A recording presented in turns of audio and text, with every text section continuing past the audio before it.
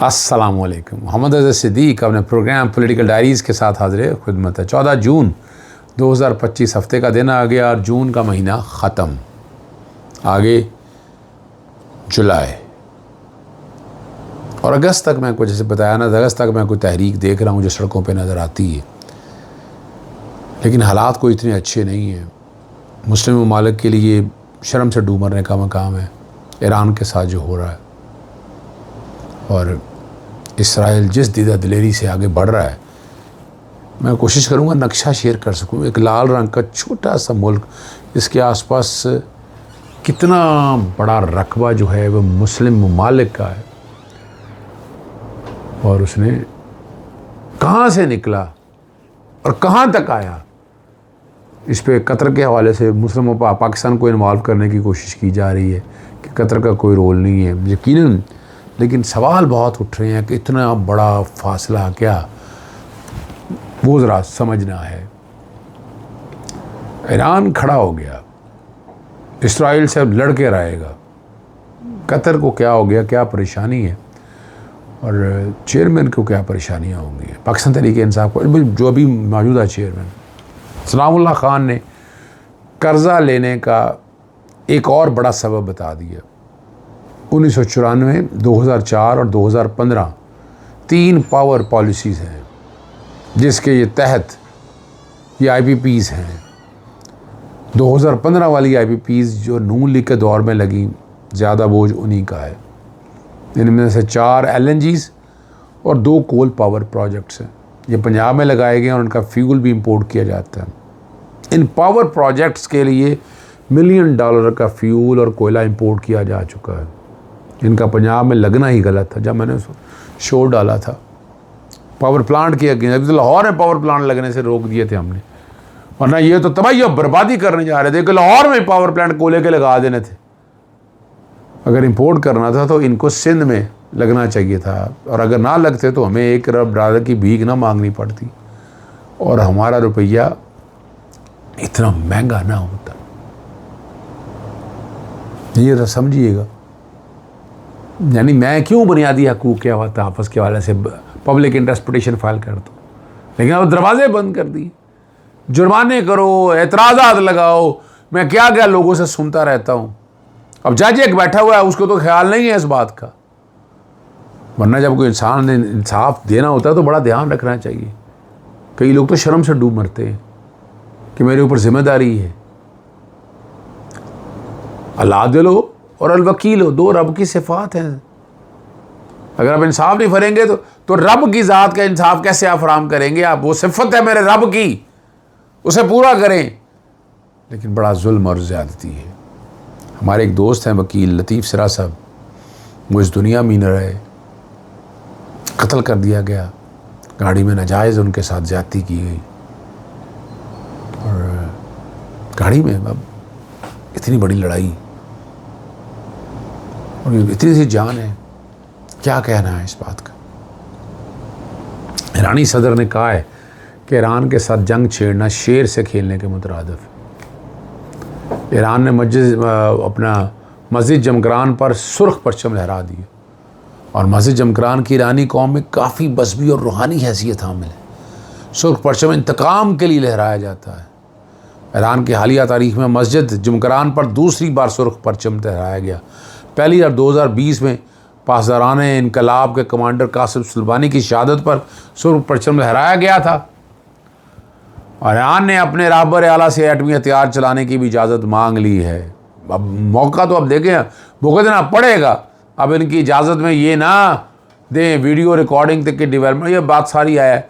Israel का Iran से फ़ज़ाई रास्ता जो कम अज़ कम तकरीबन 1745 किलोमीटर, इसराइल को फ़ज़ाई रास्ते से सफ़र करते हुए खलीजी ममालिक उर्दन और सऊदी अरब वगैरह से गुज़रना पड़ता है। आते हुए किसी के रेडार को सिग्नल मौसूल नहीं हुए, किसी को पता नहीं चला कि कोई आ रहा है। फ़र्ज़ कर ले कि टेक्नोलॉजी इतनी एडवांस या कोई जंगी तकनीक जिसके होते हुए से बच गए हैं, तो इतनी लंबी प्रवास के लिए चलने की ज़रूरत तो पड़ती है ना, रीफ्यूल की ज़रूरत तो पड़ती है। वो अमेरिका नहीं है। उर्दन ने इसराइल का साथ दे दिया, और कौन है जिन्होंने ऐसा किया होगा अहमद अली ख़ान की जानिब से अमेरिका में इमरान खान की रिहाई के लिए एहतजाज होगा। इसका कहना है कि अमेरिका और कनाडा के लोगों को ये समझना चाहिए कि इमरान खान अकेला होता जा रहा है और ये उसके लिए ख़तरनाक बात है। इसलिए 14 जून को बरोज़ हफ्ता वाशिंगटन आना ज़रूरी है। इस्लामी रियासत अहम क्यों है ये समझना है। जो कौम 2.2% ज़कात देती है वो 25 नहीं देती, वो 25% टैक्स दे रही। और वो बंदा जो टैक्स दे रहा है, जिससे इस्लामी ज़कात का मुतालबा भी नहीं करता, और उन्हें और टैक्स देना पड़ता है। जब तक ये दीन की तरफ वापस नहीं आते ना, रियासत मदीना में तो कोई मकरूज़ वफात पाता तो उसका कर्ज रियासत के ज़िम्मे होता था। ये आप ज़रा समझिएगा। और नून लीगी जो है ना, वो कतरियों के दिफा में आ गए हैं। रिजवान रफ़ी जी का कहना है कि पाकिस्तान आला हुकाम से कतरी आला हुकाम कायम राब्ता हुआ। पाकिस्तानी हुकाम को कतरी आला हुकाम ने ईरानी जारजियत के शिकार होने के खदशात आगाह किया और कहा है हमारे पास इंटेलिजेंस रिपोर्ट है कि ईरान हमला कर सकता है। और कहा गया है कि पाकिस्तान इस वक्त ईरान के ज़्यादा करीब है, इसलिए वो ईरान को समझाए कि कतर से ना तो हमला हुआ और ना ही इसराइली जहाज़ों को कतर ने ईंधन फराहम किया। ईरान इराक की जंग आपने बहुत बड़ी दूर तक जाते देखी है। लेकिन एक सवाल तो अब उठ रहा है, अब इसमें ये देखना पड़ेगा, मुस्लिम ममालिक को बैठना पड़ेगा या डिवाइड एंड रूल के प्रिंसिपल से बचें, अपने एक दुश्मन के खिलाफ खड़े हों, चाहे कोई मुल्क भी हो, सारे वहाँ उसके खिलाफ खड़े हो, उसके खिलाफ जंग लड़ें, ये आपस की लड़ाइयों में मत पड़े। मेरा मशवरा तो यही है, मैं तो यही समझता हूँ कि इसको इस तरह ही होना चाहिए। लेकिन लग यही रहा है कि ये लड़ाई किसी और सिमत की तरफ जानी है और इसका नुकसान मुस्लिम ममालिक को होना है, जो कि गज़ा के साथ नहीं ये खड़े हुए। तो ये मुसलमानों का, ये देखें, इसराइल ने ये साबित कर दिया कि कोई मुस्लिम मुल्क नहीं खड़ा हुआ गज़ा के ख़िलाफ़ उस तरह से। उनके अपने शहरों में, इलाकों में अगर मुजाहरे भी हुए हैं तो वो उन लोगों को पकड़ लिया। या आप यहाँ से अंदाज़ा लगाएं ना, क्या कहेंगे इस बात का। इसराइल को तो खुली छुट्टी मिल गई ना, वो जो मर्जी करे, वो जंगल का बादशाह बना दिया आपने। और वो ऐसा बादशाह है, ख़तरनाक बादशाह बना दिया आपने कि जिसका कोई पुरसाने, यानी जिसको कोई पूछ ही नहीं सकता, यानी जिसके पीछे आकर खड़ा हो गया है अमेरिका। और आप कहाँ खड़े हैं आज अगर वो आप पे हमला करता है पाकिस्तान पे, तो आप कहाँ खड़े हैं, ज़रा जवाब दीजिएगा। आप पे अगर हमला खड़ा करता है तो इंडिया साथ खड़ा है आपके, इंडिया को मौका मिल जाएगा। मैंने आपको पहले कहा था कि ईरान, आपको याद है मैंने उस वक्त बहुत पहले ये बात कही थी कि असल हदफ ईरान है। मैंने बड़ा वाज़ेह तौर पर यह कहा था कि वो तो पाकिस्तान को दिखाने के लिए ये सारा कुछ किया है अपना इंडिया ने ये सारा जो कुछ भी किया, इंडिया को मिला कुछ नहीं है। लेकिन असल जो बात थी, आप जरा समझिएगा, बड़ी बारीकी से समझिएगा मेरी बात को, कि असल बात यह थी कि वो अगर ईरान की मदद के लिए पाकिस्तान आता है तो क्या है उसके पास। उन्होंने इतना कुछ करने के बाद देख लिया कि पाकिस्तान की मदद के लिए चाइना आएगा और वो डिफेंस सिस्टम जो है वो लॉक करेगा, और उन्होंने सारा कुछ तो निकलवा लिया आपसे।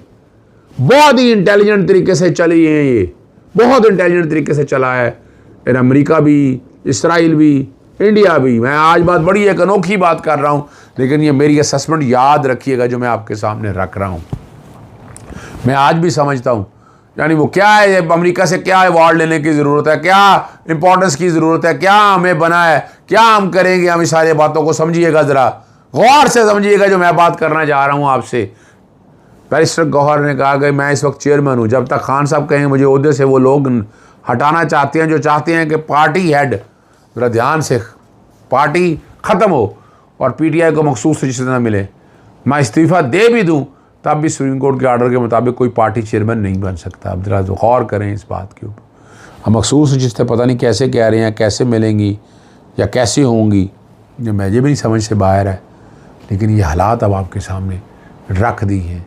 पाकिस्तान मुश्किल हालात में, ईरान मुश्किल हालात में, मुस्लिम ममालिक है मुश्किल हालात के अंदर। इजाज़त चाहता हूँ। अस्सलाम वालेकुम, अल्लाह हाफ़िज़। पाकिस्तान जिंदाबाद।